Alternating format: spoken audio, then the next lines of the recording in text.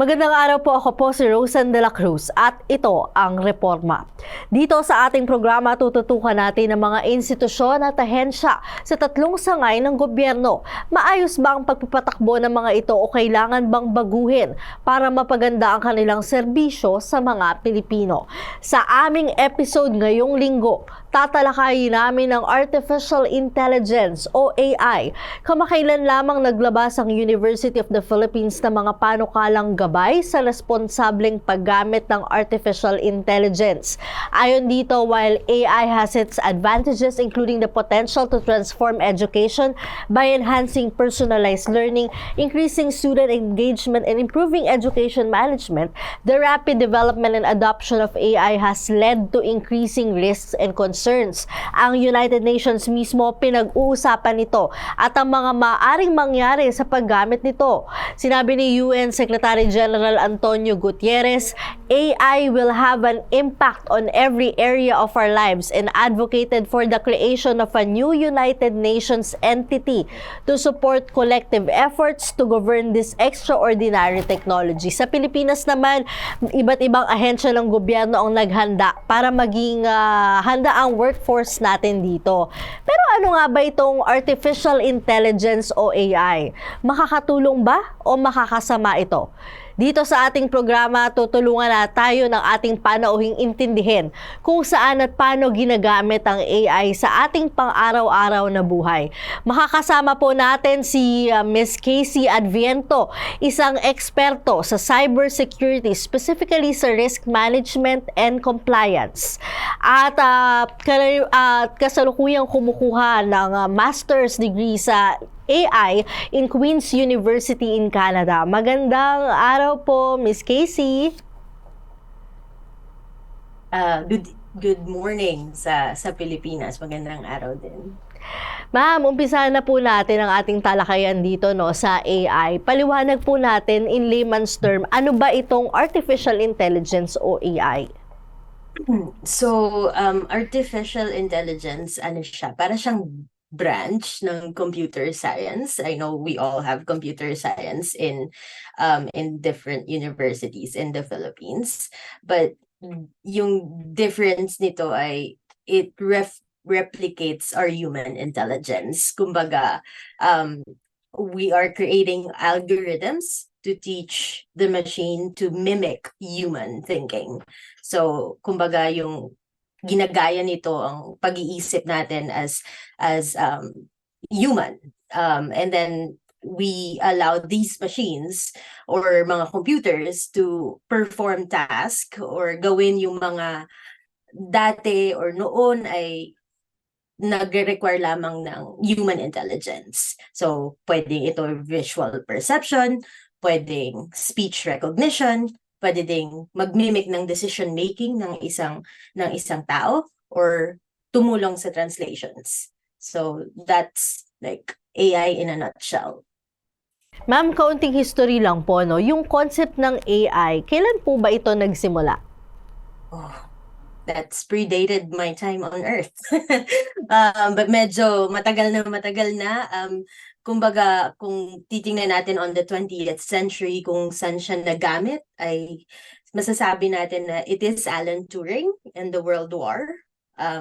Also, it's still being used today, yung CAPTCHA.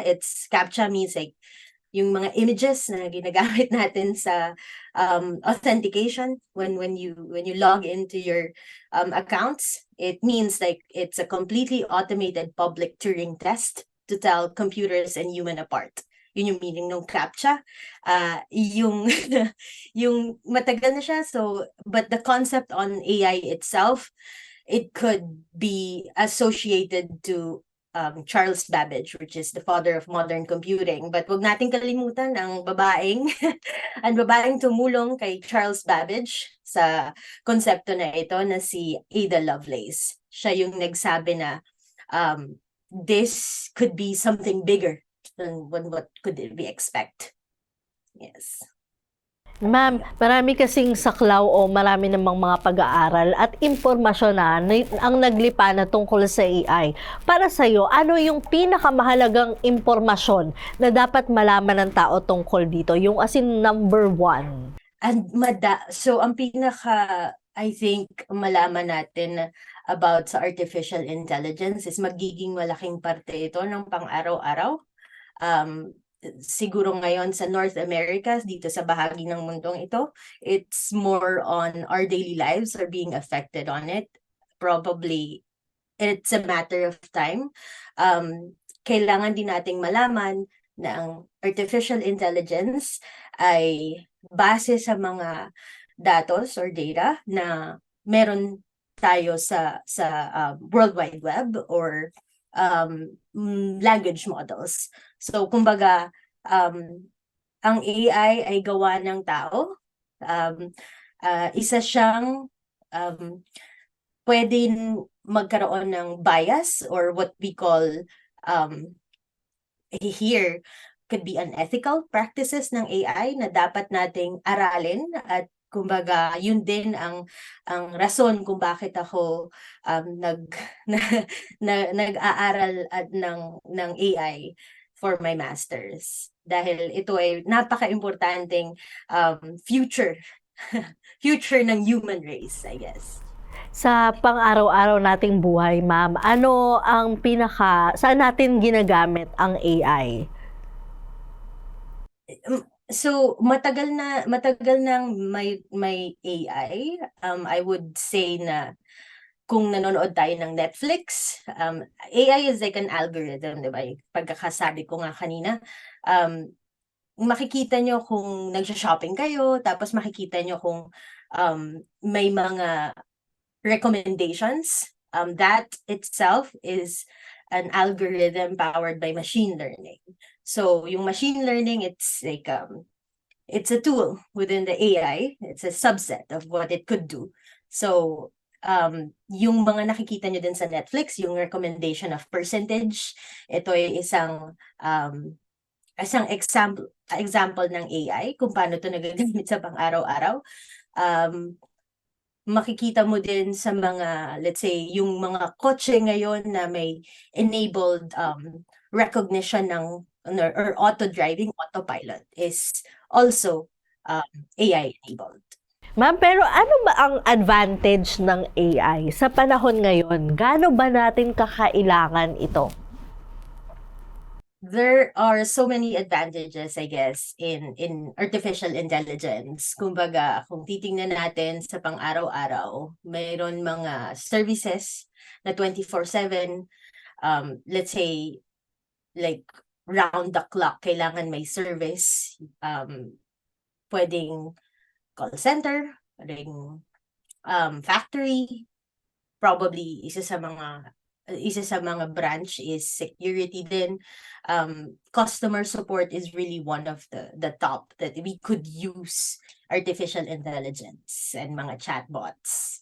So yung mga 24/7 services na to, hindi natin kailangan i-stretch ang oras ng mga tao na nagtatrabaho sa Pilipinas dahil alam ko may mga BPO industry na 24/7 yung operations nila at merong mga graveyard shift, kumbaga. Ma'am, meron ba tayong mga bagay na gawa ng AI na hindi natin namamalayang AI pala yung gumawa nito? Yung sinasabi kong kanina na recommendations kapag nag-shopping, ang alam ko kasi sa Amazon, you bought this, maybe you would like this. So yung mga ganon, it's behind that is artificial intelligence. It's what you call like lookalike model, or kung sa math terms natin i-translate, or sa not math but statistics, ang tawag sa kanya is cosine similarity, na kung ano yung mga nagustuhan mo dati na binili mo at nilagay mo sa cart, nag-cash out, binayaran mo, it will take your data, aaralin niya kung ano yung mga nagustuhan mo, yung mga na-view mo, and then it will recommend things. sa'yo kung ano yung mga gusto mo or mga sa tingin nung model na yon ay magugustuhan mo din. So, e-commerce is one of them. Actually, 'di ba, meron talaga niyan sa mga sa mga applications sa phone, no. Minsan na parang tinitignan mo lang tapos pag view mo, nandun na yung mga suggestions. So parang 'di ba, they were telling before na parang na parang sinusundan, parang may nakatingin sa akin, parang may alam ng phone ko kung ano yung hinahanap ko. Parang gano'n, 'di ba? Oo. I think that one is a combination because that's another technology that we will be talking about, but also could be powered by AI. So kung nafe-feel mo na siya noon na parang nagsusurveillance siya sa mga ginagawa mo, AI could make it more advanced or more faster to understand what you actually like because ibang technology din yung tracking. Yan, tracking of your pixels sa cellphone, kung ano yung mga na-view mo, pinanood mo, ganyan. Oh, pero dito po ba may mga tinatawag tayo kasi 'di ba, ng mga human error o mga pagkakamaling gawa ng tao. Mababawasan ba ng artificial intelligence yung human error? Isa sa mga aim kung bakit siguro ngayon is mga companies within North America are pushing for artificial intelligence as revolution. It's also because yung minimization of human errors. Because yung AI system, it's designed to reduce yung human errors natin. It can be consistent dahil machine sila, they have the consistency to do things. Ganyan. May mga hindi na kailangan ng mga human operators sa mga machinery like what we are currently doing right now, I guess, in some industry. So yung mga nauuna na sa sa revolution na ito, I think yun yung benefit nila na hindi sila masyadong nagkakamali, kumbaga. Ma'am, I believe na lahat ng sectors gumagamit na or gagamit din eventually ng AI. Pero ano yung pinaka gamit? Ano yung industriya na may pinakagamit na AI? So madami din yan. Hindi ko alam kung ano ang uunahin ko. Siguro top lang talaga, top 3 or talagang tie sila. Healthcare is really one of them. Second, cybersecurity. Third, education. Doon talaga natin, I think, for me, this is a personal perception or personal or point of view, my own point of view, that those are the top 3 that could be really life-changing and could be a help para ma-push natin further ang humanity, kumbaga. Ano po specifically for healthcare? So, ayan. Ito ang paborito kong topic. So, AI that aids patient diagnosis is one of them. So, kung meron kang, kasi ngayon, di ba, how we diagnose sickness, it could take days, weeks, months, years. Just take for example like cancer. Or I think meron na rin technology that pushes that through para mas mabilis. But AI could make it more faster to diagnose you. It would help you because of the large or the capacity to do things, to analyze things faster. Pangalawa, mga treatment suggestions based on sa patient data. Pangatlo, managing yung ito yung isa sa mga paborito ko din under healthcare, yung if you have seen like managing pain could be one of them, like based on their patient likes and dislikes, kasi isa pa yan. May mga AR/VR, which is a different technology but based on the person's like data, parang ilalagay niya sa AR/VR on how would the person feel if it's in this environment, tapos makikita nila sa AR/VR. So it's all like connected. So, ayun. Isa yun sa mga ganon. You know, those are good news, no? Pero sana nga talagang maging accessible siya sa lahat ng public. If ever na dumating man dito sa Pilipinas, yung innovations ng AI sa healthcare. Kasi yan yung mga kailangan natin, no? Ma'am, when it comes to cybersecurity, how is it helping? Di ko alam kung rampant ang scamming sa Pilipinas pagdating sa texts or calls, ganyan. So, what it can do in cybersecurity, madami yan.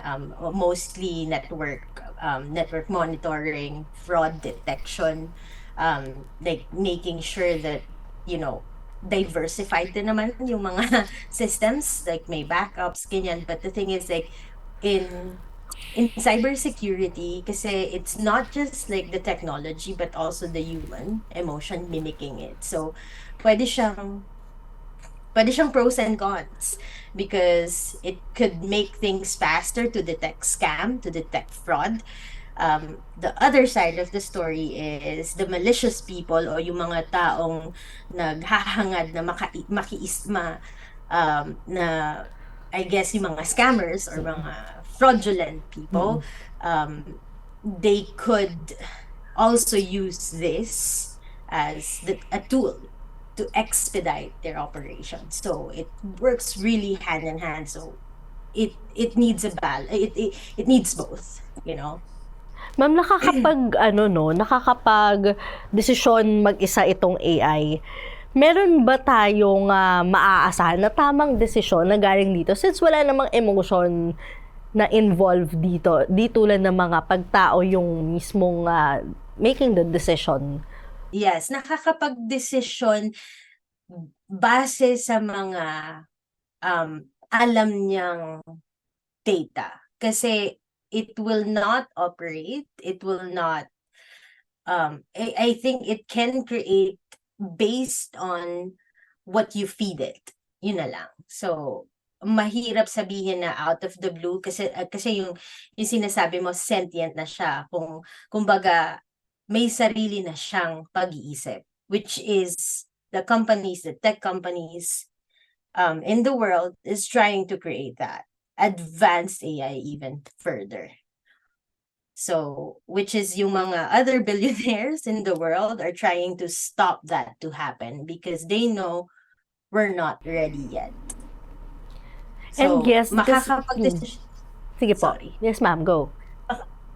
Makakapag-desisyon siyang mag-isa once we have produced something like that close to sentient. And yes, dahil nga programmed kasi itong artificial intelligence, wala itong kakayahang maglabas ng mga out of the box na solution, no, sa mga bagong susulpot na problema. Yes and no.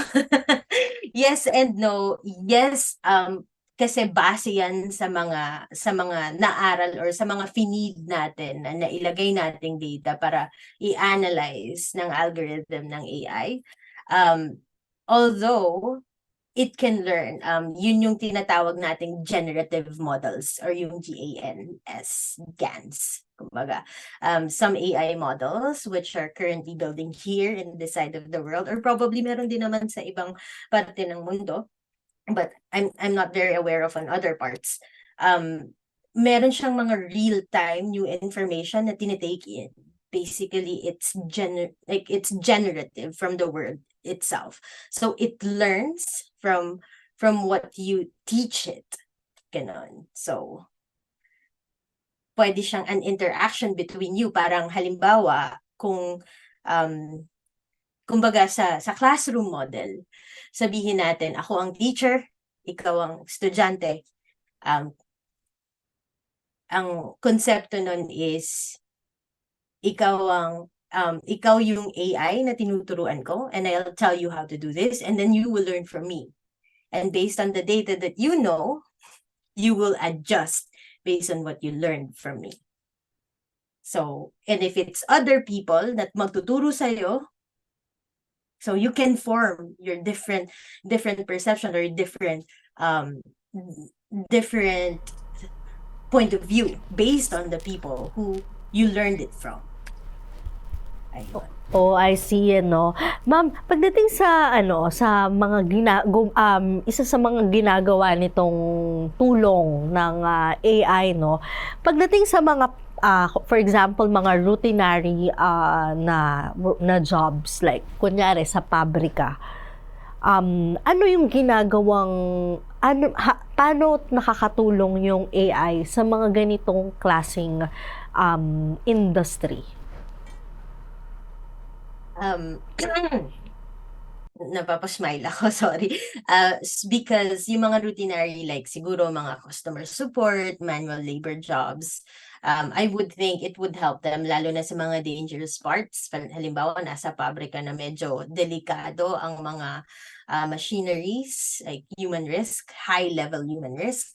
What they could do is, yung mga, let's say, AI robots that can be developed could help replace those not replace but help, aid the human to do the job.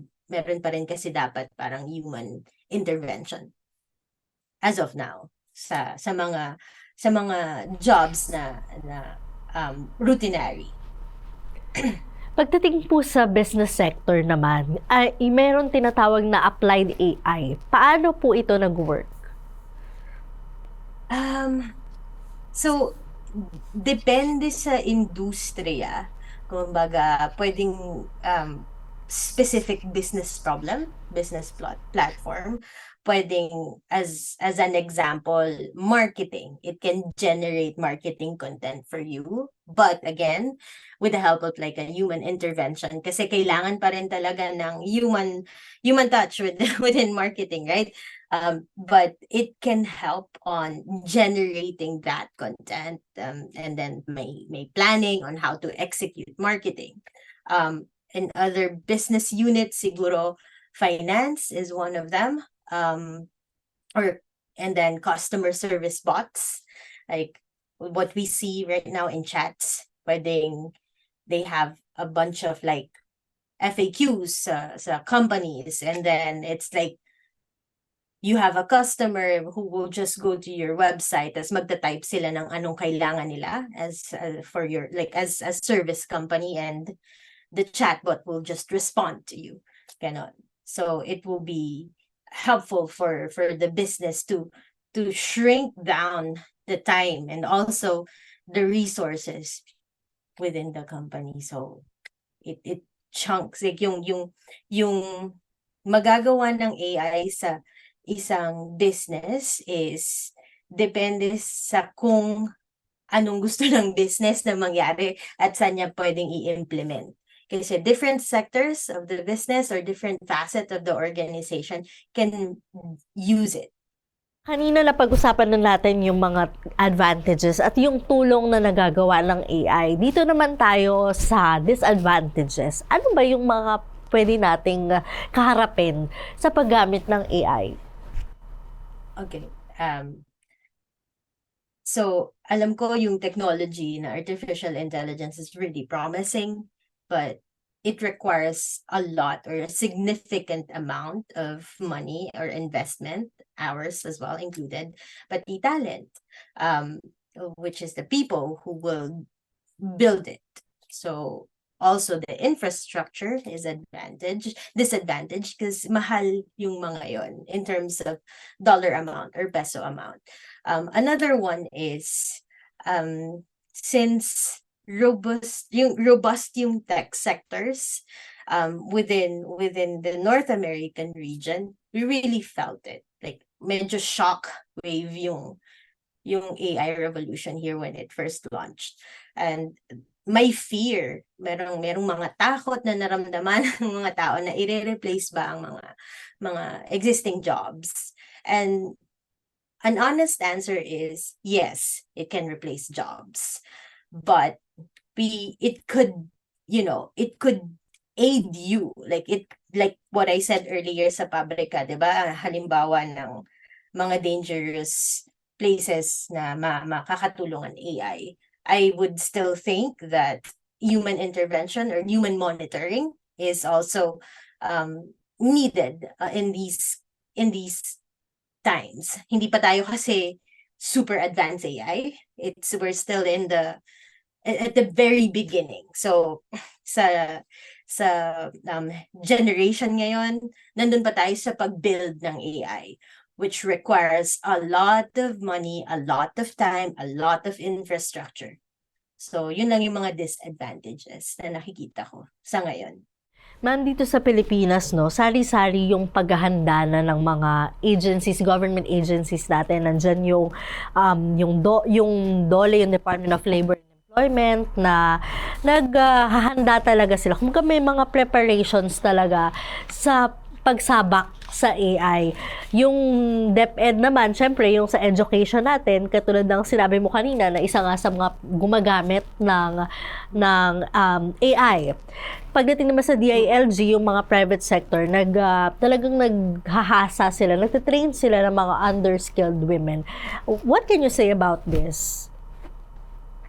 I think that's very much needed. So I think what I mentioned earlier, yung ethical AI and the biases, iba kasi yung challenges. So hindi ko yan nilagay sa mga nasabi sa disadvantages as well, because our training data is biased. The world's data is biased. So to start off, we have to know what artificial intelligence is.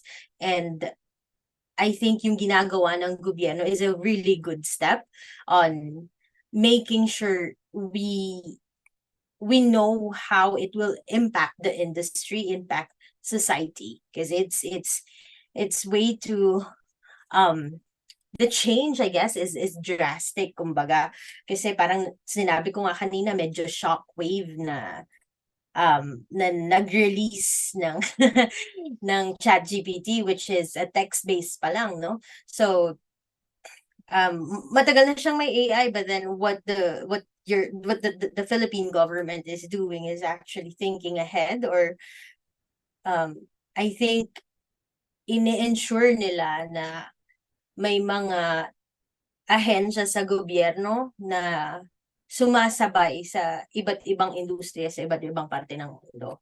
Kasi hindi tayo pwedeng mapag-iwanan, dahil kung mapag-iiwanan tayo, we will be I think mas malaki ang ika-catch up natin, at baka tayo yung maapektuhan sa ekonomiya. Yeah, I think that's helpful din naman kasi we have digitization efforts here in the Philippines, no? Sa lahat ng mga agencies natin sa Philippines, they're catching up naman to adapt dun sa digitization natin ngayon. Ngayon, ma'am, di ba, meron din kasing dangers itong artificial intelligence kasi recently sa education, merong mga students na gumamit ng mga chat GPT pagdating sa pagpapasa ng mga manuscript, yung scholarly mga documents, mga essays, pinapasa sa teacher na gumamit ng AI. Which is, I think, nire-regulate. Kaya dumating din doon yung sinabi ng UP, no, na this should be regulated. Oo. Ang masasabi ko lang dyan is, I think, sa mga estudyante or sa mga guro, professors ng universities, kilala nilang mga estudyante nila, sinasabi ko rin to sa TMTCS, no? Nung nag-talk ako sa Manila Times College of Subic about AI. Kilala ng mga professors and well, other staff members ng university yung kakayahan ng mga estudyante. Alam ko nagagamit yan to cheat, kumbaga.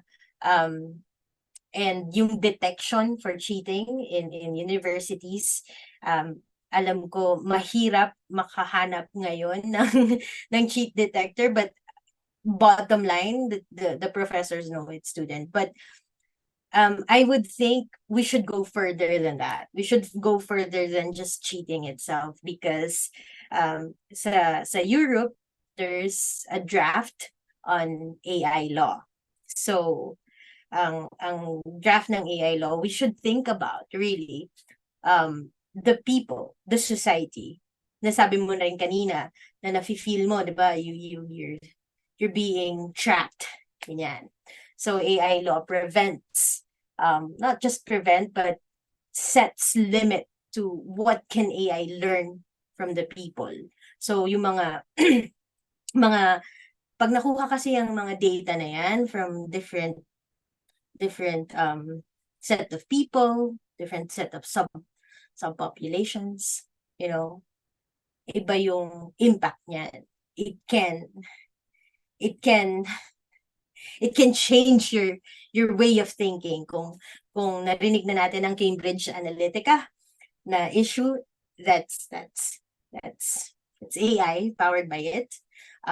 So ang masasabi ko lang is, if we're thinking about university and students on cheating exams, take a step like further, even further, na protektahan ang citizens, ang populasyon, at lahat ng data nila is, protect them from businesses who will take advantage of them, because that's life. The tool itself could change the way how you look at someone, at something, makes you buy things, makes you watch something na hindi mo naman, may mga persuadables deeper, kumbaga. So it's the danger. Kasama yan sa mga draft ng law sa iba't ibang parte ng mundo. AI law in EU is being drafted. In the US, New York is trying to do something as well. So I think mag-step further pa, like stretch it more. Kumbaga. Ma'am, napag-usapan na natin yung dangers nga nitong AI na to. Ano yung mga privacy and security issues, concerns na pwedeng talakayin natin dito sa AI? Yung pwede nating ma-experience. So, may mga tools, alam ko gumagamit nito is like a lot of people now. ChatGPT is one of them. But there are so many AI tools, o yung mga nakikita nyo sa internet or your apps on your phone, tapos sasabihin nila AI enabled. Ayan, sa Pilipinas, yung mga gustong mag-generate ng images of themselves in a different ethnicity, they do that. But you have to be aware that the data you are sharing, or mga pictures, data considered as photos, or personal information that you share to apps, companies, you share it freely. They can use it for free, and you just gave it to them. So, by itself, you're giving away your privacy. So that's a really concern, because bumubuo na sila ng models nila to learn people, to learn the population. So, medyo I think hindi pa naman huli ang lahat para hindi magbigay freely ng data sa iba't ibang apps or companies, but we have to think that we're just giving away our privacy. Security concern, nasabi ko na rin yan, maraming. So makikita niyo naman, 'di ba, when you post a lot of things, kumbaga sa social media,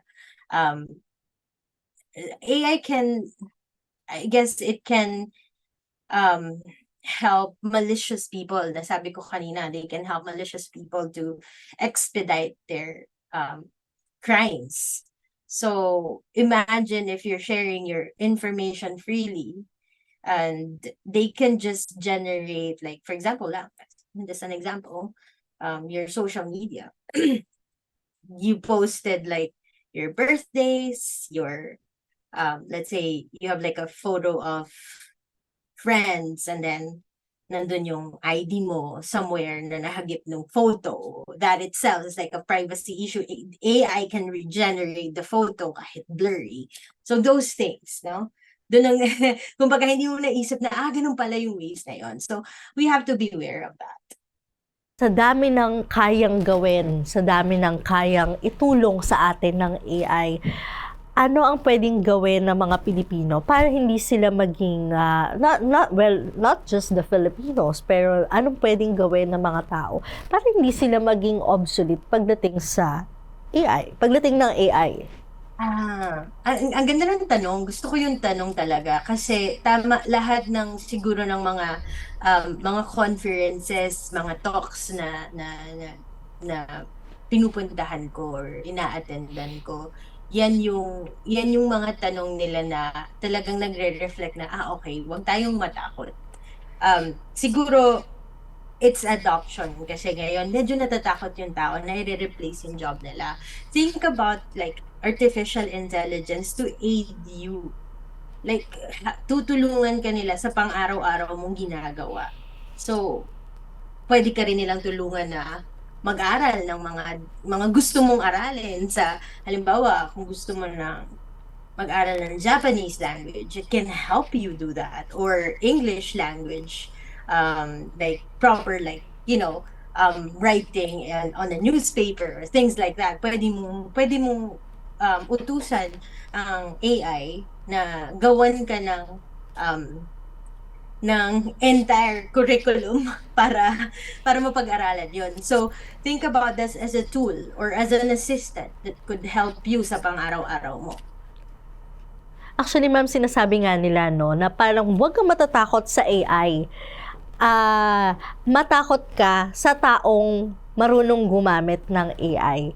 Kumbaga, yun yung magiging kalaban mo. Hindi yung AI itself, pero yung taong kayang gumamit ng AI. Kaya and marunong gumamit ng AI for to their advantage. Oo. And totoo yan. Kasi I think, pag sinabi natin kasi na gumamit ng AI, ang iniisip kaagad nila dahil ito ay branch ng computer science, they would think they need to code. They would think na, kailangan kong pag-aralan muna. Hindi mo kailangan pag-aralan muna kasi may mga text-based like Bard ng Google, may Bing, and yung mga ginagawa natin na siguro everyday na chat, 'di ba? Chat sa mga kaibigan, chat sa forums or other things like that. Pwede mo ganun lang kasimple ang makipag-usap sa isang artificial intelligence na text-based. And also, pwede mo ring mag-generate ng image through text, which is yun yung Midjourney or DALL-E. So, hindi mo kailangan matutong mag-code. Hindi mo kailangan hindi mo kailangan ng computer science degree para gamitin ang artificial intelligence. Hindi kailangan nun ng degree at all to use it. Just like how people use Facebook or Instagram or TikTok. It's the same idea. Yan, thank you so much, Ma'am Casey, no, for enlightening us. Pagdating dito sa AI, Ma'am, baka may last message kayo sa ating mga kababayan, sa mga nanonood sa atin, no, tungkol dito sa AI. Kailangan ba nilang, ano yung mga kailangan nilang gawin? Ano ba yung message nyo lang sa kanila? Yeah, so AI can be good and bad, and this would depend on the people. But tingnan natin muna kung ano ang magagawa ng artificial intelligence. Siguro natatakot tayo kasi nakakatakot nga naman ang hindi natin medyo alam or walang kaalaman sa artificial intelligence. But as I was saying, it's just as if you are talking to a friend or a chatbot. Similar approach. So try it on and use it as an assistant for your day-to-day life or anything that you could think of, kahit recipe, ganyan. And isa rin sa mga message sa message ko ay huwag nating kalimutan na ang artificial intelligence ay may mga biases, may mga unethical practices on how to use it, and we have to acknowledge that. And when we know that we are subject to bias, we can protect ourselves. Kumbaga, yan. Yun lang There po. you go. Maraming salamat, Ma'am Casey. Maraming salamat sa pagtanggap sa aming paanyaya, no? Ang AI mula sa buong katawagan nito ay artificial intelligence ay inaasahang tumulong o makadagdag ng kakayahan sa human intelligence o yung natural na katalinuhan na nanggagaling mismo sa mga tao. Pero ayon nga sa mga eksperto, hindi pwedeng iasa ang lahat ng bagay dito dahil hindi nito kayang palitan ng mismong tao. Sa panahon ng digitization, mahalagang minumulat ang ating mga mata sa bagay na ito, pero lagi nating tandaan na may kaakibat na responsibilidad ang lahat ng ating aksyon, kaya dapat mas maging mapanuri at maging maalam tayo sa mga bagay-bagay. Maraming salamat, Ma'am Casey, sa pagtanggap sa aming paanyaya. Thank you so much. Dito po nagtatapos ang aming talakayan sa mga maiinit na isyong nakakaapekto sa pagbibigay ng serbisyong pampubliko ng mga institusyon at ahensya ng gobyerno. Sa pagbabago para sa pag-unlad, isulong natin ang reforma sa gobyerno. Maraming salamat po.